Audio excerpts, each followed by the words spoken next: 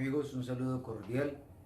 El miércoles anterior no hemos tenido nuestro espacio Píldoras de Fe debido a que un buen grupo de sacerdotes de nuestra arquidiócesis de Medellín estábamos en nuestros retiros espirituales anuales que este año han tenido una modalidad distinta, han sido de forma virtual. Hemos intentado escuchar la voz de Dios y agradecerles a ustedes porque han rezado por el clero en retiros espirituales. La píldora de fe de este miércoles 24 de junio, donde tenemos la fiesta litúrgica del nacimiento de San Juan Bautista, que fue el precursor del Señor, el que lo anunció como el Cordero de Dios que quita el pecado del mundo, que fue como ese eslabón entre el Antiguo y el Nuevo Testamento. Digamos que Juan el Bautista pudiera ser el último profeta de la Antigua Alianza, pero a la vez el primer profeta de la Nueva Alianza, ya en la era de la muy cerquita llegada de nuestro Señor Jesucristo. Entonces pienso yo que esta reflexión de nuestra píldora de fe podría ir por el camino del profetismo. Quizás nosotros pensamos que profetas son solamente los que encontramos en la Biblia y concretamente en el Antiguo Testamento.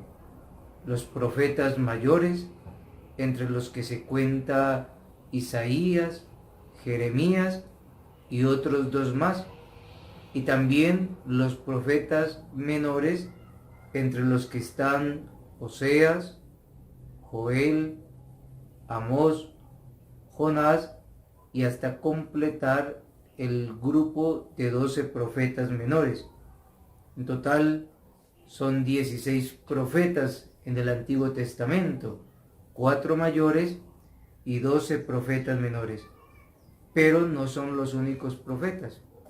Ya decíamos ahorita que el Bautista, además de ser el precursor del Señor, además de ser aquel que lo señaló como el Cordero de Dios que quita el pecado del mundo, además de ser aquel que fue decapitado por confesar su fe en Jesucristo, el Bautista es también un profeta.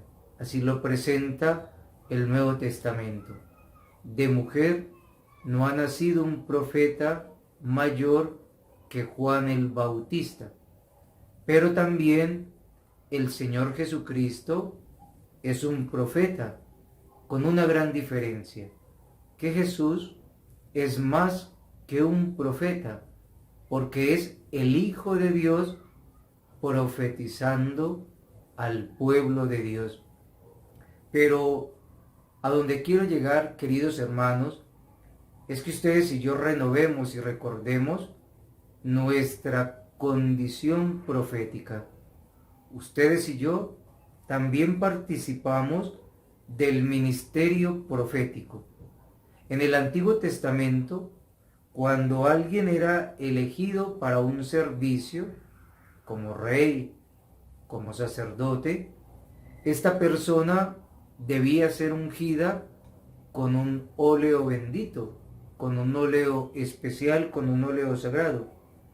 Y al ser ungida con este óleo, la persona como que recibió una transformación interior y una capacidad transformadora. Dios como que la capacitaba para que cumpliera la misión a la que la había elegido. Y dentro de la comunidad, esta persona ungida adquiría, digamos que un estatus, adquiría una figura jurídica según la elección, sea como sacerdote, sea como rey, sea como profeta. Entonces hay dos elementos. Por un lado, la persona quedaba capacitada, quedaba transformada por la unción. Y por otro lado, dentro de la comunidad, esa persona ya no era fulanito, sino que ya era el sacerdote fulanito, el rey fulanito o el profeta fulanito. Pues bien, hermanos, en el bautismo nosotros tenemos muchos ritos y uno de ellos es la unción con el santo crisma después que hemos pasado por la pila bautismal. Y fíjense que en esta unción con el santo crisma el sacerdote, mientras nos va ungiendo en nuestra cabeza, nos dice: eres miembro de Cristo, sacerdote, profeta y rey. Quiere decir que ustedes y yo por el bautismo hemos sido ungidos como sacerdotes, lo que llamamos el sacerdocio común de los fieles. Y entonces, como sacerdotes que somos todos por el bautismo, tendremos que aprender a ofrecer sacrificios espirituales al Padre, unidos al sacrificio por excelencia de nuestro Señor Jesucristo en la cruz. Tendremos que aprender a hacer de nuestra vida una ofrenda espiritual. Y tendremos que aprender a ofrecernos y coofrecernos con Jesucristo. Como reyes, tendremos que aprender a servir.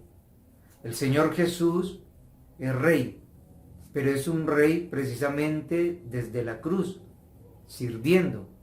Su trono es una cruz, su corona es una corona de espinas.